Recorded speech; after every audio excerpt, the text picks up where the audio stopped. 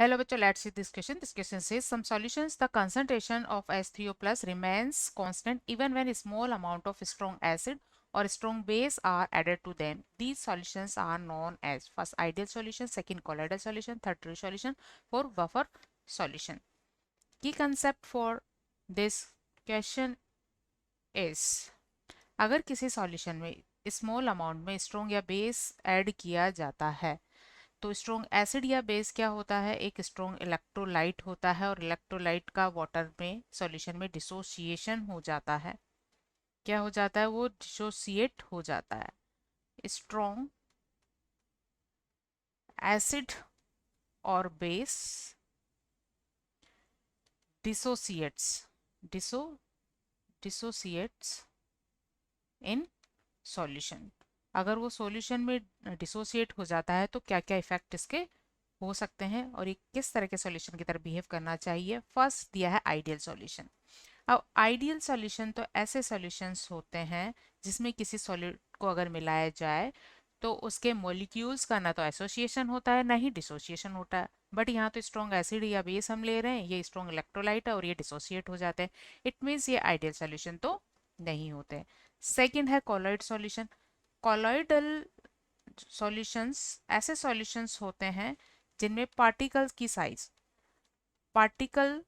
Size की जो range होती है, ये रेंज होती है 10 is raise to power -7 to 10 is raise to power -5 centimetre, जो कि बहुत बड़ा साइज का पार्टिकल है। जबकि स्ट्रॉन्ग एसिड या बेस जो मॉलिक्यूल्स होते हैं उनके पार्टिकल की जो साइज होती है वो काफ़ी कम होती है। ये होती है 10 is raise to power -10 metre या फिर 10 is raise to power -8 centimetre की साइज, जो बहुत ही छोटी है। तो ये एक कॉलोइडल सॉल्यूशन फॉर्म नहीं करते हैं, तो ये एक कॉलोइडल सॉल्यूशन भी नहीं है। थर्ड है ट्रू सॉल्यूशन। अब ट्रू सॉल्यूशन ऐसे सॉल्यूशन होते हैं जिनमें अगर किसी सॉल्यूट को ऐड किया जाए तो उसकी कंसंट्रेशन में चेंज हो जाता है। क्या होता है, change in concentration. Change in concentration में चेंज होगा ही होगा। बट यहाँ तो एसिड या बेस हम ऐड कर रहे हैं और कंसंट्रेशन में कोई चेंज नहीं हो रहा है। It means it is a not true solution. And the fourth is buffer solution. Buffer solution ऐसे सॉल्यूशन होते हैं जिनकी H प्लस कंसंट्रेशन में कोई चेंज नहीं होता अगर उसमें स्ट्रॉन्ग एसिड या बेस ऐड किया जाए। So there is no change there is no change in H3O plus concentration when very small of amount of acid or base is added। और ऐसा क्यों होता है, क्योंकि जो बफर सॉल्यूशन होते हैं वो किसके बने होते हैं, ये बने होते हैं वीक एसिड के और साथ में इसमें प्रेजेंट होता है उसी वीक एसिड का सॉल्ट। और सॉल्ट फॉर्म होता है when weak acid react with a strong base.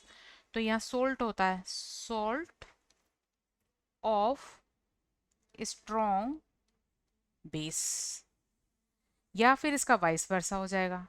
क्या, यहाँ हो जाएगा वीक बेस और साथ में होगा सॉल्ट। और कैसा salt, salt of strong acid, salt of strong acid का सॉल्ट होगा यहाँ। तो क्या होता है कि इनकी पीएच हम इस तरह से रिप्रेजेंट कर सकते हैं, जैसे वीक एसिड और सॉल्ट ऑफ स्ट्रॉन्ग बेस लिया तो इसके लिए पीएच होगी pKa plus log base conjugate base की कंसंट्रेशन अपॉन एसिड की कंसंट्रेशन। तो जब इनमें कोई स्ट्रॉन्ग एसिड या बेस मिला दिया जाता है तो क्या होता है कि जो वीक एसिड है उसका आयनाइजेशन पहले से भी कम हो जाता है। तो जितनी सी H plus concentration strong acid के ऐड करने से बढ़ी उतनी फिर से क्या हो जाएगी, कम हो जाएगी, क्योंकि वीक एसिड का आयनाइजेशन कम हो जाएगा due to common ion effect. Equilibrium किधर शिफ्ट हो जाएगा, लेफ्ट। ठीक है, तो due to common ion effect, due to common ion effect there is no change in H3O plus concentration. और ऐसा कब होता है? जब कि किसी वीक एसिड के लिए alpha which is degree of dissociation is greater less than 1। और हम इसको ये भी कह सकते हैं if alpha is less than 0.1, अगर 0.1 से कम हो तो उस कंडीशन में जो वीक एसिड है कॉमन आयन इफेक्ट की वजह से उसका डिसोसिएशन कम हो जाता है ऑन एडिंग स्ट्रॉन्ग एसिड। सो इस तरह से H प्लस की कंसंट्रेशन में ज़्यादा कोई चेंज नहीं होता है, तो ऐसे सॉल्यूशंस को बफर सॉल्यूशन कहा जाता है। So right answer of this question is 4 buffer solution. Hope you understood it well. Best of luck.